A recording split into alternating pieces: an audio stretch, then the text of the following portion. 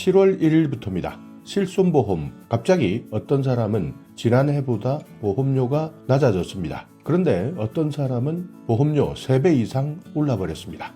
안녕하세요, 임플란트 타이거입니다. 7월 1일부터 실손보험 가입하고 계시는 분들은 반드시 확인하셔야 됩니다. 일단 영상의 순서는 이렇습니다. 7월 1일부터 무엇이 바뀌느냐, 나에게는 어떤 변화가 있느냐, 그리고 나는 할인받을 수 있느냐 아니면 오히려 할증되느냐, 그리고 두 번째, 실손보험금 청구하실 때 정말 많이 실수하는 내용, 이 내용 모르고 있다면 실손보험 들 필요가 없는 경우도 많이 발생하는데요. 사인 한번 잘못했다가 보험금 한 푼 받지 못하는 이유까지 설명드릴 테니까 영상 끝까지 확인해 주시기 바라겠습니다. 자, 일단 정부에서 발표한 내용부터 살펴보겠습니다. 자, 여기 보시듯이 7월 1일부터 4세대 실손의료보험 비급여 이용량에 따라서 비급여 보험료가 할인 또는 할증된다, 이렇게 밝혔는데요. 자, 내용이 조금 어렵게 생각되시는 분들 계실 텐데 일단 이 내용 결론부터 설명드리자면요. 여기 나와 있는 표를 보시면 됩니다. 실손보험을 이용해서 병원에 갔다. 자, 그렇다면 보험금을 청구하실 텐데요. 자, 여기에서 차이가 납니다. 5단계로 할인 구간, 할증 구간을 구분해 두고 있는데요. 1등급부터 5등급까지인데, 자, 1등급은 할인해 줍니다. 그리고 5등급은 300% 이상, 그러니까 3배 이상 할증된다는 뜻입니다. 자, 일단 1등급을 한번 살펴보시면 직전 1년간 비급여 수령액, 그러니까 병원을 갔지만 비급여 항목에 대한 보험금을 받은 적이 없다. 이분들 62.1% 정도 될 것이다, 이렇게 추정하고 있는데요. 이분들은 오히려 할인됩니다. 5% 정도 할인된다 생각하시면 됩니다. 그러니까 직전 1년 동안 비급여 항목입니다. 급여 항목은 제외니까 비급여 항목에 내가 보험금을 받은 적이 없다 하시는 분들은 오히려 할인된다, 이렇게 생각하시면 되고요. 자, 2등급은 지난 1년 동안 100만 원 미만, 그러니까 비급여 수령액이 100만 원 미만이다. 약 36.6% 될 것이다 라고 추정하고 있습니다. 이분들은 그대로, 그러니까 지난해와 똑같이 유지된다. 자, 이제 1.3%인데요. 이 사람들 때문에 대부분 보험료가 올라갑니다. 여기에는 3가지 단계로 구분하고 있습니다. 100% 할증, 200% 할증, 300% 할증, 이렇게 되어 있는데요. 100만 원 이상에서 150만 원 미만까지 보험금을 받았던 사람 100% 할증됩니다. 150에서 300만 원까지는 200% 할증되고요. 300만 원 이상 5등급에 해당되는데요. 이 사람들은 3배까지 할증됩니다. 자, 예를 한번 살펴보겠습니다. 맨 처음 계약했을 때 급여 항목 주계약 5,000원, 비급여 항목 주계약 7,500원 이렇게 가입했던 사람, 이분이 비급여 보험금 130만 원을 수령했습니다. 그래서 100% 할증되는 경우에는 7월 1일부터 급여 5,000원, 비급여는 15,000원까지 할증되는 겁니다. 그러니까 100% 할증되는데, 자, 내년에 1년 정도 더 지나서 비급여 보험금을 수령하지 않았다. 이때는 5% 할인됩니다. 그러니까 원래 7,500원 최초 계약에서 5%가 할인되기 때문에 2년 후에는 오히려 보험료가 줄어들 수 있다. 1년 단위로 계속 갱신되는 것이다, 이렇게 생각하시면 됩니다. 자, 두 번째 케이스입니다. 1년 차에 마찬가지 5,000원에 비급여 항목 7,500원을 넣었을 때 똑같이 130만 원, 그러니까 100% 할증됩니다. 5,000원, 15,000원 이렇게 할증되다가 비급여 보험료를 100만 원 이하죠. 50만 원 정도 수령했다. 이때는 유지 등급 2등급에 해당됩니다. 그러면 똑같이 원래대로 5,000원에 7,500원 이런 케이스도 있고요. 자, 마지막 케이스입니다. 할증되는 케이스인데 최초 5,000원에 7,500원 130만 원 보험금을 수령했습니다. 그래서 100% 할증되었습니다. 그리고 1년 이후 200만 원을 또 보험금으로 수령해서 200% 할증되었을 때 이때는 4등급을 적용하는 겁니다. 그래서 결국 2년 후에는 내 보험료가 5,000원에 22,500원을 더해서 실손보험료를 내야 한다는 겁니다. 그러니까 4세대 실손의료보험은 상품 구조를 급여 그리고 비급여 이렇게 분류했습니다. 그래서 각각 손해율에 따라서 보험료를 매년 조정하게 되는데요. 전체 보험계약자 보험료가 일률적으로 조정되는 급여와는 다르게 비급여 같은 경우에는 실제 비급여 항목 누가 많이 이용했느냐 이렇게 비급여 보험금을 탄 사람 이 부분을 연계해서 보험료가 차등 적용되도록 한다. 그러니까 비급여 항목을 많이 쓴 사람, 그래서 보험금을 많이 탄 사람은 당연히 할증되게 하고요. 적게 쓴 사람은 할인되게 하겠다. 이것이 이번 4세대 실손 보험 상품의 구조입니다. 이렇게 차등 적용하겠다. 비급여 보험료 차등 적용은 2021년 상품이 나왔지만 3년 동안 유예되어 왔습니다. 그래서 올해 7월 1일 드디어 시행되는 거니까 7월 1일부터는 반드시 내가 급여 항목, 비급여 항목 어떤 것을 많이 사용한다. 그렇다면 내 보험료 얼마만큼 인상될 것인지 아니면 오히려 할인될 것인지 이 부분을 계산해 보시면 되는 겁니다. 자, 그리고 많은 사람들 보험금을 청구할 때 실수하는 것이 바로 의료자문동의서라는 것이 있습니다. 의료자문동의서 들어보신 분들 들어보셨을 테고요. 아직까지 보험금 신청해보지 않은 사람들은 도대체 의료자문동의서라는 것이 무엇이냐 모르시는 분들도 많았을 겁니다. 그러니까 일반적으로 보험 금액이 크거나 의심되는 사람이 있다라고 보험회사가 판단했을 때는 신청했다 하더라도 회사에서는 바로 보험금을 지급해주지 않습니다.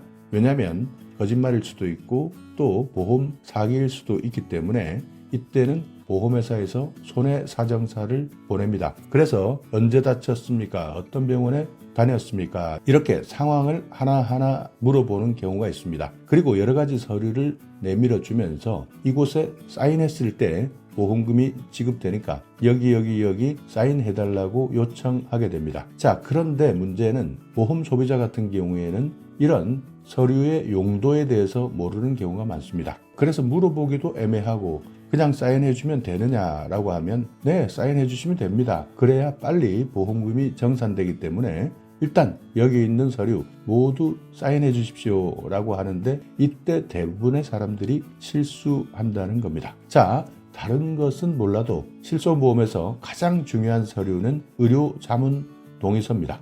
의료자문동의서 이게 뭡니까? 라고 이야기하면 정말 자세하게 법적인 문제까지 설명해주는 손해사정사는 많지 않습니다. 그냥 사인해 주시면 신속하게 보험금을 지급받을 수 있다 정도 이야기해 주는 경우도 있고 또 어떻게 보면 내가 이런 보험 지식이 짧은 것이 들통날까봐 그냥 대충 사인해 버리는 경우가 많은데요. 자, 결론적으로 의료자문동의서라는 것은요, 지금 현재 당신이 정말 아픈 사람인지 보험금을 청구한 내용, 이 내용을 믿지 못하겠다. 그리고 당신이 다니고 있는 병원 혹시 보험금을 과다 청구하거나 아니면 오히려 보험금을 타먹는 전문병원 아니냐. 그래서 병원에서 제출한 소견 또는 서류, 의사의 행위 이런 것들을 우리 보험회사에서는 믿지 못하겠다. 그래서 우리가 알고 있는 병원이나 의사에게 다시 한번 물어보겠다. 그래서 정말 아픈 것이 맞는지 이 사람이 진짜 아픈 사람인지 이것을 구별해서 판단해 보겠다. 이것이 바로 의료자문동의서입니다. 그러니까 환자가 진료한 병원이나 의사를 믿지 못하고 보험회사와 손잡고 있는 의사들에게 의료자문을 구해서 최종적으로 판단하겠다. 그러니까 여기에 사인해달라라는 겁니다. 자, 한번 거꾸로 생각해 보시면 됩니다. 보험회사에서 돈을 받고 있는 의사가 이 환자가 정말 아픈 사람입니까? 이 정도 의료 행위를 했다는데 보험금 줘야 됩니까? 말아야 됩니까? 이렇게 물어봤을 때 과연 보험회사에서 돈을 받고 있는 의사 어떤 사람 편을 들어줄까? 이것만 생각해 보시면 됩니다. 당연히 보험회사에서 돈을 받는데 계속 돈 받으려면 보험회사 편을 들어줘야 되겠죠. 그렇기 때문에 의료자문동의서는 함부로 사인하시면 안 된다는 겁니다. 일단 이렇게 보험금이 많다라고 했을 때는 회사에서는 손해사정사를 보내서 면담한다. 처음에는 정말 친절하고 공손하게 이야기합니다. 그러면서 상대방의 긴장을 풀게 되는 것이죠. 보험회사에서 나온 손해사정사들은 빨리 그리고 충분하게 보험금을 받을 수 있도록 도와드리겠다.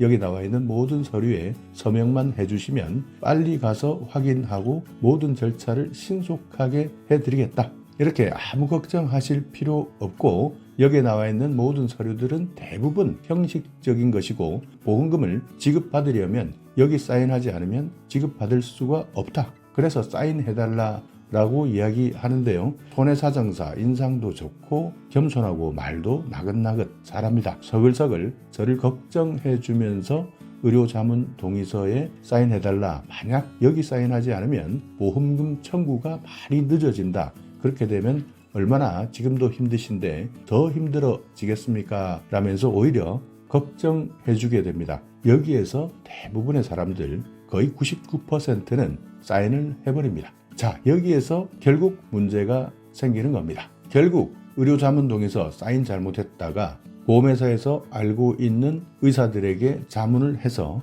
이것은 보험금을 이만큼 지급할 필요가 없다. 아니면 아예 지급할 필요가 없다. 이렇게 해서 내가 받을 수 있는 보험금을 아예 못 받는 경우가 생긴다는 겁니다.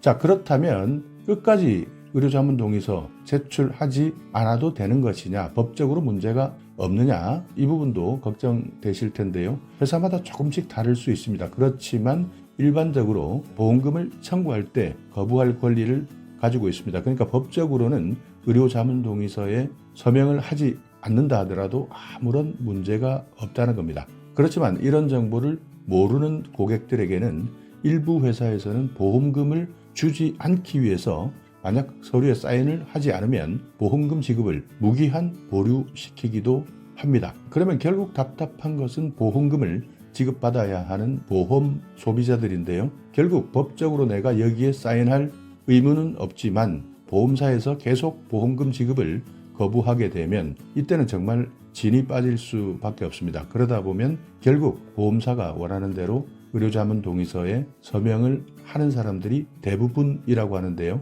자, 이럴 때는 최후의 방법이 하나 있습니다. 자, 의료자문동의서에 서명을 해준다 하더라도 보험회사에서 고용한 의사가 아니다. 그러니까 보험회사와 관련이 없는 제3의 의사로부터 의료자문을 받겠다. 이것도 가능하기 때문에 만약 혹시 보험회사에서 나에게 불리하게 의료자문동의서에 서명하라 하는 경우에는 정말 잘 판단하셔서 내가 진료받은 병원도 아니고 보험회사와 관련 있는 의사도 아닌 제3의 의사로부터 의료자문을 받는 방법을 택하시면 되는 겁니다. 자, 그런데요, 실수로 이런 것 저런 것 생각하지 않고 그냥 보험회사 측 손해사정사를 믿어버리고 사인을 해버렸습니다. 자, 이럴 때는 최대한 신속하게 연락하셔서 거부 의사를 밝히면 됩니다.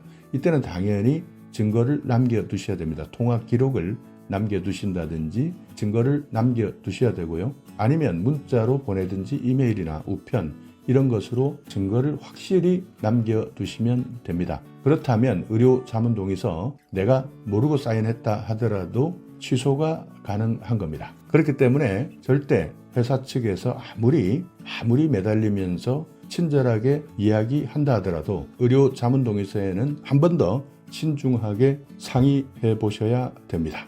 자, 오늘 영상 여러분께 조금이나마 유익한 정보가 있었다면요, 오늘도 구독 그리고 좋아요 부탁드리겠습니다.